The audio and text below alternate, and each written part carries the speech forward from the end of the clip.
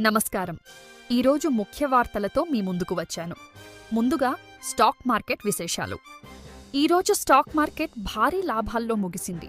సెన్సెక్స్ 828 పాయింట్లు పెరిగి 77,569 వద్ద ముగిసింది.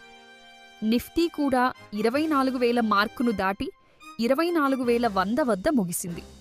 ఐటీ, బ్యాంకింగ్ షేర్లలో కొనుగోళ్లు మార్కెట్ను బలోపేతం చేశాయి.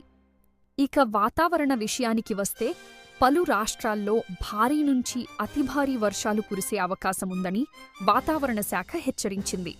ప్రజలు అప్రమత్తంగా ఉండాలి. అంతర్జాతీయంగా రష్యా వైమానిక దాడులు కొనసాగుతుండగా చమురు ధరల తగ్గుదల భారత మార్కెట్లో పెట్టుబడిదారుల విశ్వాసాన్ని పెంచింది. సినిమా వార్తల్లో అఖిల్ అక్కినేని నటించిన లెనిన్ చిత్రం తొలి రోజే బాక్సాఫీస్ వద్ద మంచి వసూళ్లతో అద్భుతమైన ప్రారంభాన్ని అందుకుంది. నమస్కారం. ఈరోజు ప్రధాన వార్తలకు స్వాగతం.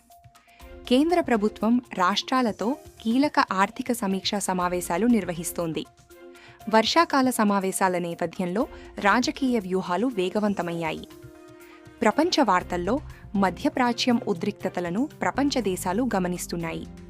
చమురు ధరల ప్రభావంతో అంతర్జాతీయ మార్కెట్లు జాగ్రత్తగా వ్యవహరిస్తున్నాయి.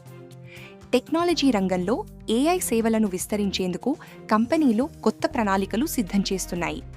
భారత ఐటీ షేర్లు బలంగా రాణించడం గమనార్హం. డిజిటల్ ఇండియాలో భాగంగా యూపీఐ చెల్లింపులు భారీగా పెరిగాయి.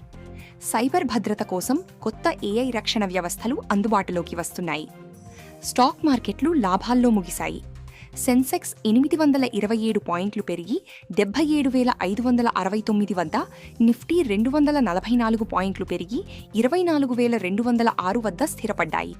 చివరగా వాతావరణం. పలు రాష్ట్రాల్లో భారీ వర్షాల హెచ్చరికలు జారీ అయ్యాయి. మరిన్ని వార్తల కోసం చూస్తూనే ఉండండి. సెలవు.